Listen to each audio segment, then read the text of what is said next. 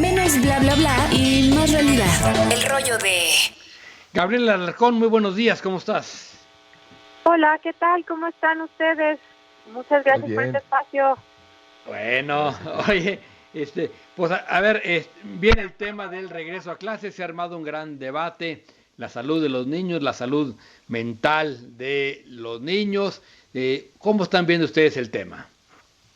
Bueno, pues sí, estamos viendo el tema con preocupación porque las autoridades continúan sin escuchar a los padres y madres de familia sobre esta situación que está teniendo impactos negativos en niños, niñas y adolescentes y que continúan sin modificar pues su estrategia para el regreso a clases y por supuesto estamos pidiendo que sea de manera segura y ordenada.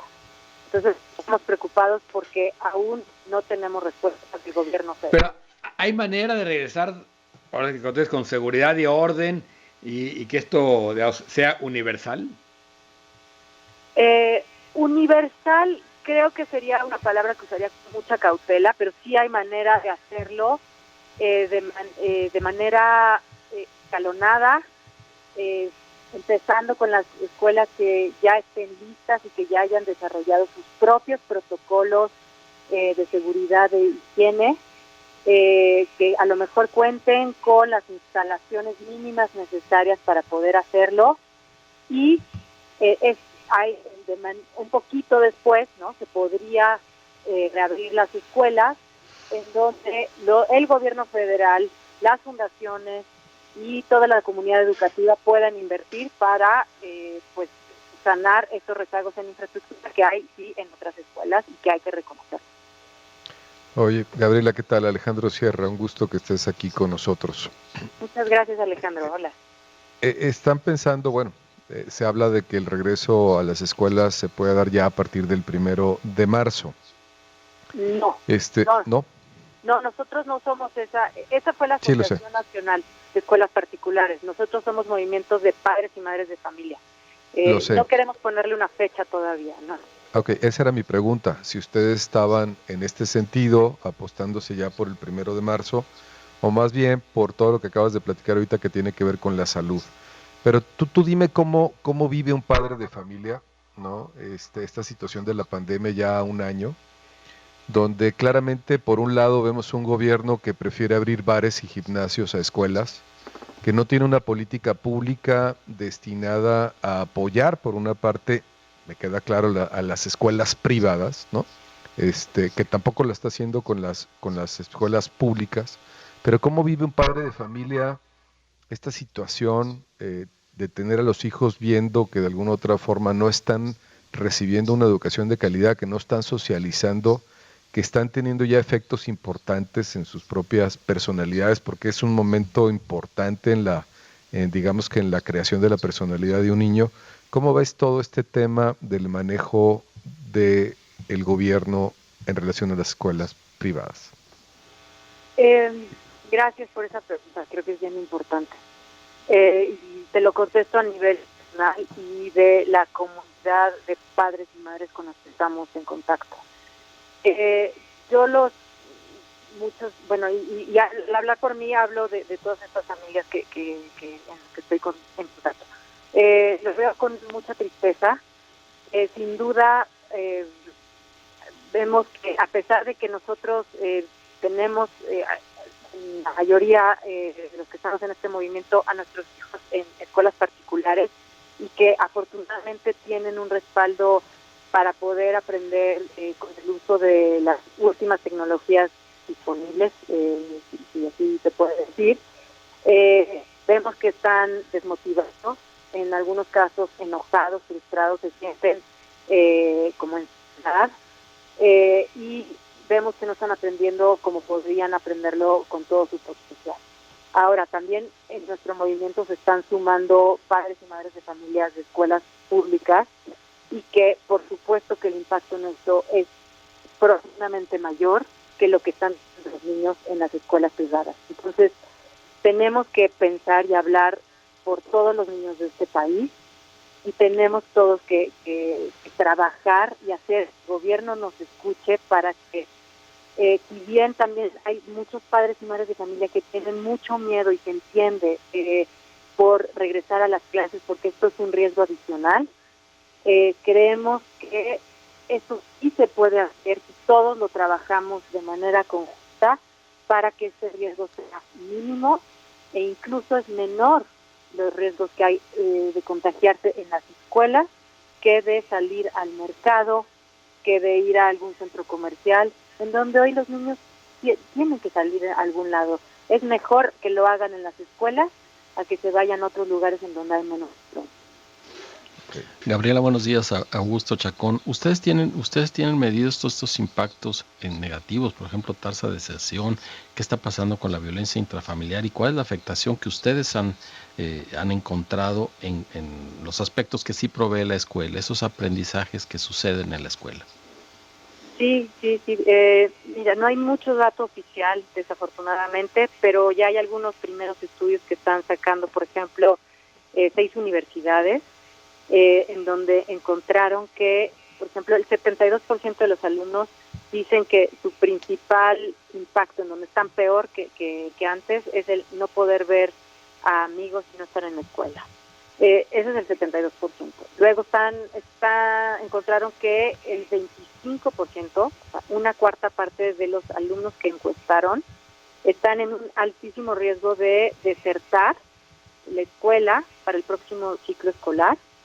Y también vimos que en los primeros meses, tan solo en los primeros meses de que empezó la pandemia, los niveles de violencia intrafamiliar aumentaron 81%.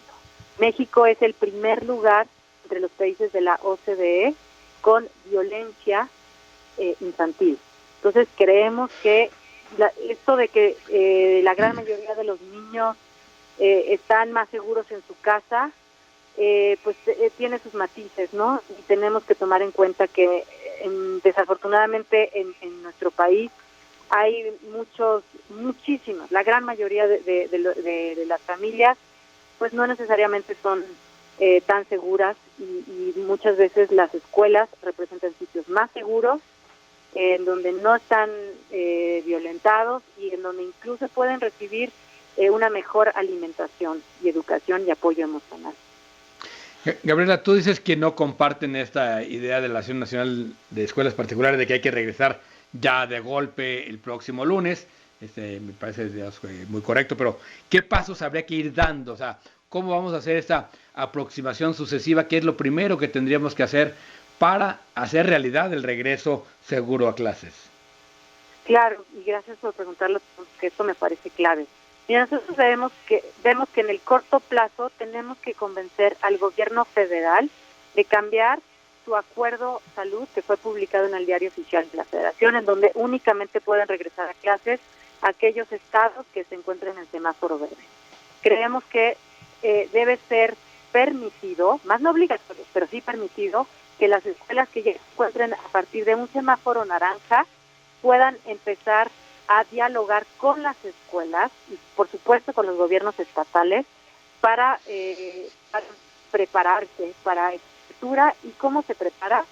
Se tienen que empezar por aterrizar los lineamientos generales que ya marcó la SEP, aterrizarlos a nivel estatal y aterrizarlos a nivel de cada uno de los planteles escolares, con la ayuda de los directivos, de los maestros y de los padres de familia. Ahí se tiene que empezar por un proceso de capacitación de todos los que participan en la escuela. Se tiene que comprar el equipo de protección necesario, el equipo para monitorear que los que entren no tengan fiebre, sanitizar, desinfectar constantemente las áreas, encontrar la medida para ventilar los salones y también una estrategia para que este regreso a clases sea escalonado. Quizá la mitad del grupo va 2 días a la semana y la otra mitad del grupo va los otros 2 días de la semana y un día a la semana se lo dedican a los alumnos más rezagados. O sea, hay todo este tipo de estrategias que ya están muy marcadas en protocolos internacionales y que se pueden aplicar sin necesidad de invertir grandes cantidades. Pero sí es muy necesaria la participación de todos, la capacitación y que haya apoyo del gobierno. Perfecto. Gabriela, pues muchísimas gracias por estos minutos para Así las Cosas Jalisco. Te mandamos un abrazo y esperamos de veras que pronto todos nuestros niños puedan estar de regreso a clases con seguridad. Muchísimas gracias a ustedes y de verdad pues admiro mucho que por lo menos allá en Jalisco ya estén avanzando, ¿no?, con el gobierno estatal y de verdad les deseo que pronto puedan abrir sus escuelas allá. Lo mismo estaremos buscando para los demás estados del país. Gracias, Gabriela. Gabriela Alarcón es la vocera del movimiento presencial. Es esencial y bueno, sí es un tema que yo creo que en este momento es el gran tema de la pandemia, Augusto. Mira, sí, sin duda, y lo habíamos tenido un tanto relegado. Hablábamos de muchísimas cosas, por supuesto la economía ha estado en el centro, pero esa sombra sobre las casas mexicanas, sobre las familias mexicanas, sobre los jóvenes y las jóvenes mexicanos, estaba ahí cerniéndose sin que supiéramos bien a bien qué sucedía, simplemente contentos y de repente agradecidos con que ellos estuvieran haciendo un esfuerzo así de grande, ellos y sus familias, para no regresar a clases con todo lo que eso significa. Bueno, paso un comentario al aire de David Pérez Rufo, a quien le mandamos un saludo. Dice, el gran tema... Saludos, David. Saludos, David. Dice, el gran tema para reabrir un poco las escuelas pasa por la adecuación de aulas a la circulación del aire. Y nos pide que chequemos al doctor Eric Ding, que tiene información importante al respecto. Lo vamos a hacer, David. Muchas gracias. Perfecto.